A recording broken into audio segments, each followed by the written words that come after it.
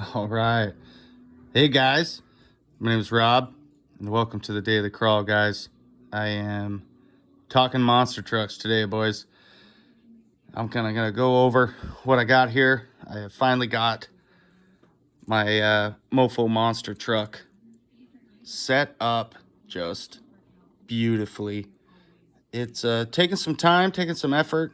It's been through the ringer. This thing is, gosh, it's just fantastic. I just wanted to briefly go over what I got here. I've got a Lizard Ultimate pushing 40 amps towards my BAM4100 consistent draw, and it has transformed this vehicle, and it is so fun to drive. I had a Lizard in here, which, I mean, I can't notice that much of a difference. I mean, it seems faster, seems better. This plate, or actually I had the Lizard up here. This plate used to get hot. I mean, hot with the Lizard running the BAM. With the Ultimate running the BAM, I haven't noticed any heat. I've got it mounted here. Haven't noticed any heat on the Lizard or the Avatar receiver or the BAM motor itself. Whereas before, the BAM would get hot and the ESC would get hot together. That was the OG Lizard before the Lizard Pro came out, and a BAM4100 by Mofo. Those two together would get hot. Granted, I also had an external BEC pushing volts towards the servo. But I don't know, just the tech's a year old, and now there's better options. So I think maybe they've worked out certain kinks and things, and not too sure. But I just want to go over the monster truck and hopefully encourage anybody that wants to build one to just finish watching this video. I'm going to go as fast as I can here. So I just have a aluminum knuckle up there and an aluminum steering linkage, Mofo steering linkage, random aluminum knuckle, match the build.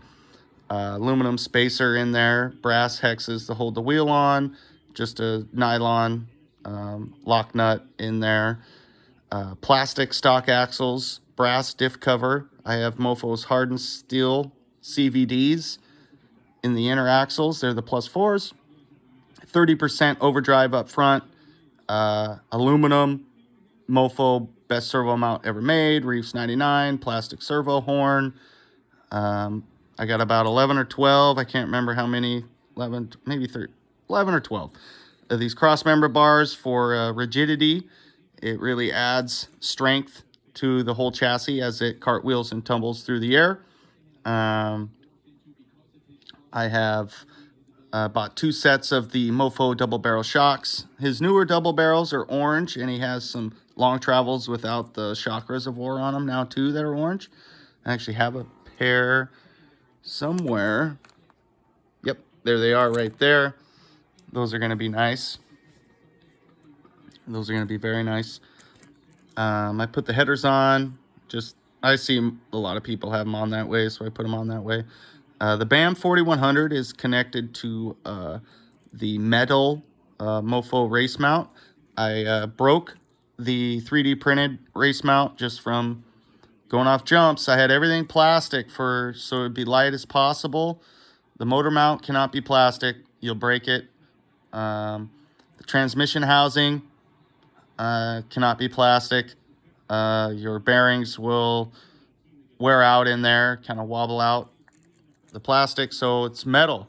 Everything's metal that's holding these high-speed bearings, high-speed gears moving, that kind of thing. Steel drive shafts. The plastic ones, not that they're bad, I don't know. I just went all metal throughout the drivetrain, connected to metal worm gears and whatnot.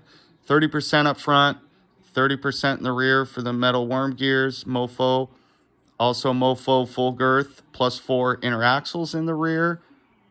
I went with his Infinity Flex blades. Now, when you put these Infinity Flex blades on, you want to screw them all the way through and then put a nut on the back side. Now, they are threaded, so you don't have to do that. I do that now because as you're going off jumps with a rig this fast, you're flying feet into the air. And as it lands hard, and sometimes you'll break the inner screw. They're the 1.4 millimeters. They're not that big, so you can break a screw, and if it breaks off in there, you're SOL and you can't get it out. That's why I got a plastic one there, metal in the rear. So I've got in my shopping cart another set of Infinity Flex blades from Mofo. Just have the stock Bronco linkage underneath the rig, plastic, lightweight. If anything, I might go carbon fiber with the Furitek, but it doesn't need to be high clearance or anything, so I haven't really done that. I've created a battery extension wire, so I'm not trying to unplug underneath the ESC. This thing's really easy to turn on right through there. Boom, hit the button on the ESC. Battery holders right here. I have a carbon fiber battery tray from Carbon Fiber Furitek Scythe chassis that comes with 2 battery trays. I put one in here, fit just fine. Had to do a little Dremel on the tabs so it would squish in between the Mofo monster truck chassis.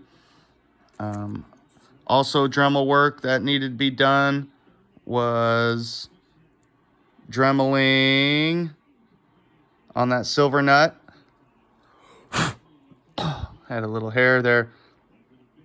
Still there.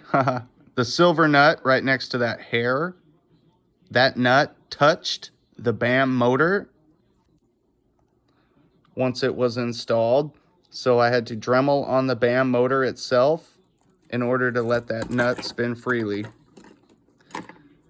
And since I've done that and shaved enough of it off, the motor stays mounted very well and hasn't come loose yet. I've got about 10 battery packs through the fresh set of gears I installed and tightened everything up. Not over tight, obviously, but anything that needed Loctited, metal into metal, you definitely need to do that. You need to Loctite your shock reservoirs, top and bottom of your long travel shocks on a monster truck build, or they will explode apart. And it'll happen fast. Before you know it, boom. These are just lessons I've learned. Definitely keep your wheels. They don't need to be super tight. It's the monster truck. They don't want to be super floppy loose either, but things are moving so fast, they need to be able to move freely. And then you'll get the best performance out of it possible. Now, with a forward-facing BAM, I wanted a low center of gravity, and I've achieved that with going with the higher shock mounts. But I have lost full travel in the front because of that, which hasn't seemed to be that big of a deal. I did not want the links touching the motor. They have in the past, as you can see how hot the BAM used to get with the previous ESC. You can see that link has a little indentation on it. Well, that's perfectly lines up with the motor. The motor would get hot and melt it. And then the links would bounce off the motor and the motor would come out of position and strip some gears. So now I've got nothing in the way of the motor. I've got it all Loctited. I waited until the next day before I even drove it to let that Loctite cure. And so I'm really hoping I can if I get over a couple dozen battery packs through it before anything breaks, I'll be a happy camper. Well, gear-wise, before anything strips or breaks gear-wise, I've already had a CVD break just in this previous 10 battery packs, and that's a simple fix. I would encourage everybody to go ahead and pick up some extras. I've got +4s and stock length or standard length in there, and they're just a few bolts, and boom, you're back in business. And that's just went off a jump, bounced off the couch, tire just straight into the couch, boom. This thing flies through the air. I went off a jump just a couple hours ago and it hit my 3-year-old in the head. So if you've got any kids at home right around 3 years old, look at them. That's how high your monster truck will jump off of just a 3D printed ramp off of Etsy. thing goes flying. I'm thinking about getting a different jump off of Amazon, I see. More of like a ramp, maybe like a scooter ramp, because it needs to be wider. The jumps off Etsy are pretty narrow, and you're going so fast, it's hard to line up perfectly. So I'm going to have to order another jump so I can put all the pieces together side by side to make the width of the ramp wider so it's easier to hit, if that makes any kind of sense. Other than that, build one. You will not be disappointed. By far, the most fun I've been having all winter is with this rig. It has just been ripping around the house. When I take it down to the shop, it looks like a UFO. It can spin circles so fast. Just this looks awesome. It's just awesome. Absolutely awesome. Mod 5 transmission. I don't think I went over the transmission. Mod 5 transmission. Tiny spur gear. Tiny pinion. Blah, blah, blah. Mofo. Everything on here is Mofo, but those silver knuckles and the electronics servo. The rest you can buy from Mofo. Even the stock linkage, stock axles, stock skid plate. Everything else is Mofo. You can buy Furitek ESCs. I don't think he sells the receiver though, but definitely Furitek ESCs. The Lizard Ultimate, BAM4100. Great combination. Absolutely a must-have.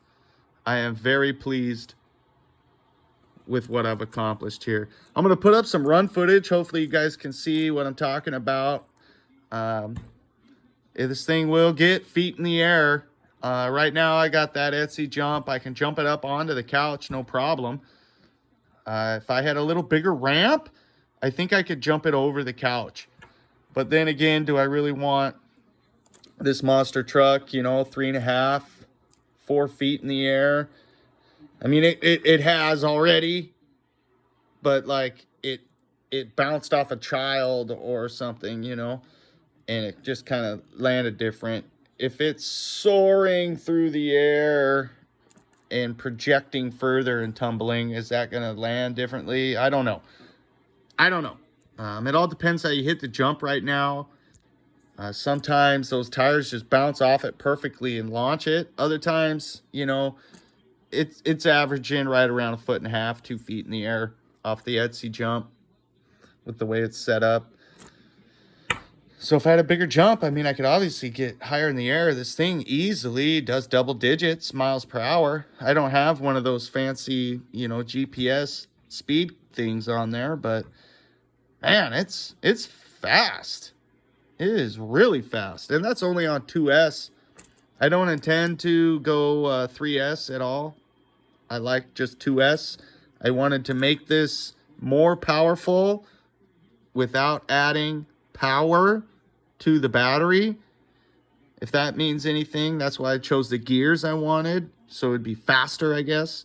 And then with the ESC adding more amps, it's just it's a zipper, man. Holy cow. I enjoy it. It's really fun. Big shout out. Matt Harris is building another monster truck. If you follow my channel, go check out his. He builds the same stuff. He's into buying Mofo stuff too. You know, I got over 200 of you guys watching these things, watching my videos. So hopefully you guys have built some of these rigs. Mine are over here on this messy table.